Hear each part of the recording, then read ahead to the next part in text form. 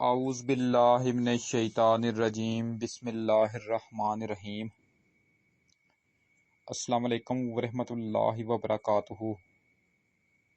پیارے دوستو، میں ہوں آپ کا میزبان رانا شہزاد علی، آپ کو اپنے اس یوٹیوب چینل پر آج ایک بار پھر سے خوش آمدید کہتا ہوں، اور یہ امید کرتا ہوں کہ آپ سب لوگ بھی خیریت سے ہوں گے۔ ناظرین، سابق وزیر اعظم عمران خان نے محض 2 گھنٹوں کے اندر اندر پوری دنیا سے سیلاب زدگان کی مدد کے لیے ٹیلی تھون کے ذریعے 5 ارب روپے اکٹھے کر لیے۔ ناظرین، یہ وہی عمران خان ہے جس پر موجودہ امپورٹڈ حکومت نے دہشت گردی کے پرچے درج کروائے، بے شمار FIR درج کروائیں۔ یہ وہی عمران خان ہے جس کی حمایت میں اقوام متحدہ بھی کھل کر بول پڑا کہ عمران خان دہشت گرد نہیں ہے۔ ناظرین، یہ پہلا موقع تھا کہ اقوام متحدہ کسی پاکستانی سیاستدان کے حق میں بولا، پھر اسی کے ساتھ ساتھ پوری دنیا بھی عمران خان صاحب کے حق میں بول پڑی۔ تو ناظرین، اس امپورٹڈ حکومت نے سابق وزیر اعظم عمران خان کے خلاف کسی بھی حد تک جانے کی کوئی کسر نہیں چھوڑی۔ ڈاکٹر شہباز گل کے جسم کے نازک حصوں پر وحشیانہ تشدد کیا گیا، یہ تو ایک حقیقت ہے جو سبھی جانتے ہیں۔ صحافیوں کو اپنا ملک چھوڑ کر جانا پڑا،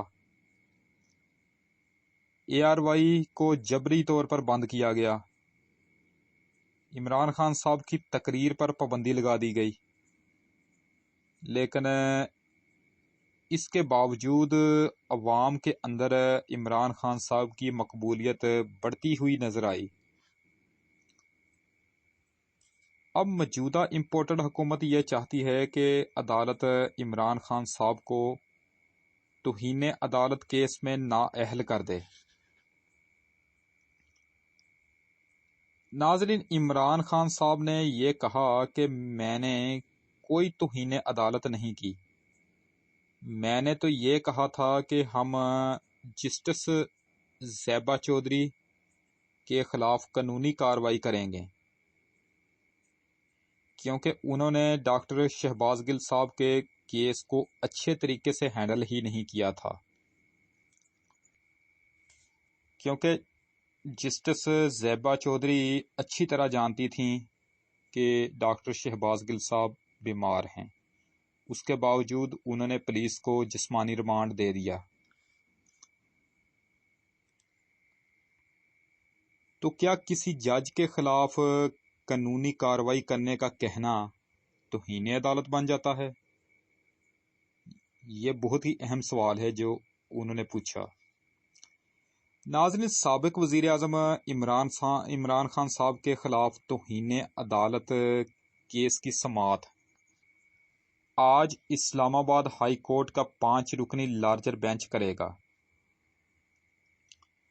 عمران خان صاحب کو عدالت کی جانب سے شوکاز نوٹس جاری کیا گیا تھا، اور آج عمران خان صاحب نے اسی شوکاز نوٹس کا جواب بھی جمع کروا دیا ہے۔ عمران خان صاحب نے اپنے جواب میں معافی مانگنے سے صاف انکار کر دیا ہے، بلکہ انہوں نے اس کیس کا پوری طرح سامنا کرنے کا فیصلہ کیا ہے۔ ناظرین، یہ میں بات واضح کرتا چلوں کہ اگر کوئی شخص توہین عدالت کیس میں معافی مانگ لے تو پھر کیس ہی سرے سے ختم ہو جایا کرتا ہے۔ عمران خان صاحب نے اپنے جواب میں صرف یہ کہا کہ اگر عدالت یہ سمجھتی ہے کہ میرے الفاظ غلط تھے تو پھر میں اپنے الفاظ واپس لے لوں گا۔ دوسری بات یہ ہے کہ عمران خان صاحب نے توہین عدالت کا کیس سننے والے اس لارجر بینچ یعنی 5 رکنی بینچ پر بھی اعتراض اٹھا دیا ہے۔ عمران خان صاحب نے یہ کہا ہے کہ ججز نے ٹی وی روم میں چائے پیتے ہوئے میری تقریر سنی اور پھر تقریر سن کر یہ فیصلہ کر دیا کہ اس پر توہین عدالت بنتی ہے۔ اب بات یہ ہے کہ جب تک کوئی کیس عدالت میں نہیں لگ جاتا تو ججز کیس عدالت میں لگنے سے پہلے ہی کسی کو کیوں مجرم قرار دے سکتے ہیں؟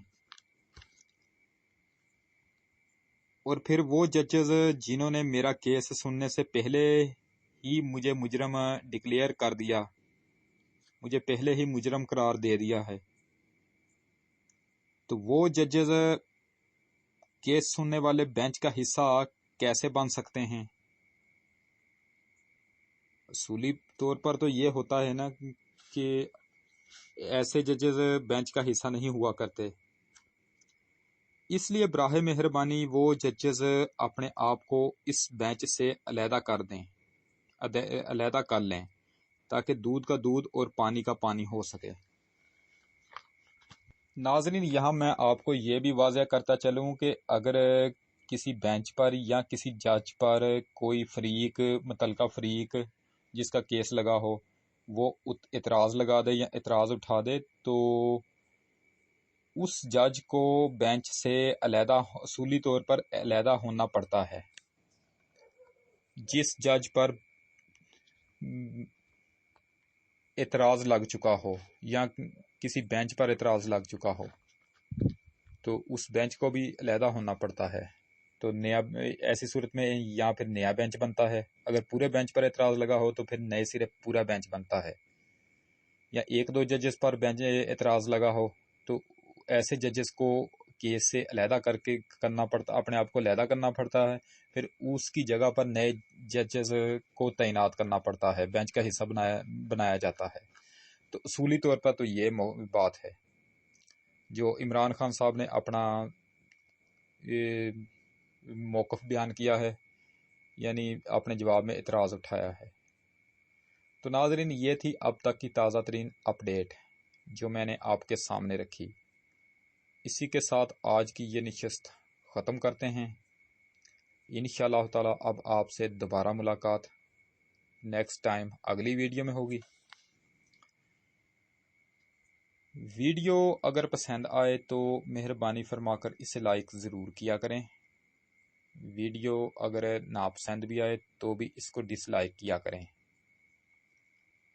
اگر ہو سکے تو میری اسی ویڈیو کو آپ اپنے دوستوں کو آگے فیس بک، واٹس ایپ، انسٹاگرام اور ٹویٹر پر لازمی شیئر کر دیں۔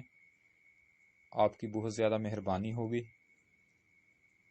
میری جو ویڈیو زراعت اور صحت پر ہو، مہربانی فرما کر آپ اسے شروع سے لے کر آخر تک دیکھا کریں، کیونکہ اس طرح کی جو موویز ہوتی ہیں ان میں آپ کے فائدے کے لیے ہی مفید باتیں بیان کی جاتی ہیں۔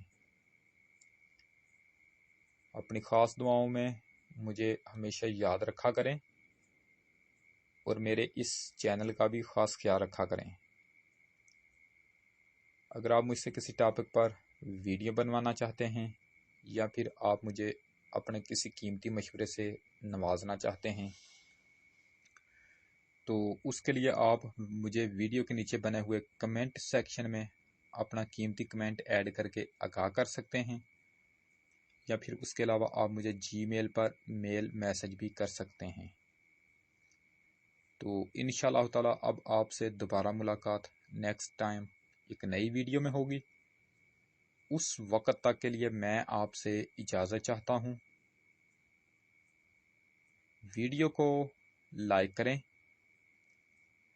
چینل کو سبسکرائب کریں اور بیل آئیکن پر ضرور کلک کریں۔ اللہ نگہبان۔ خدا حافظ۔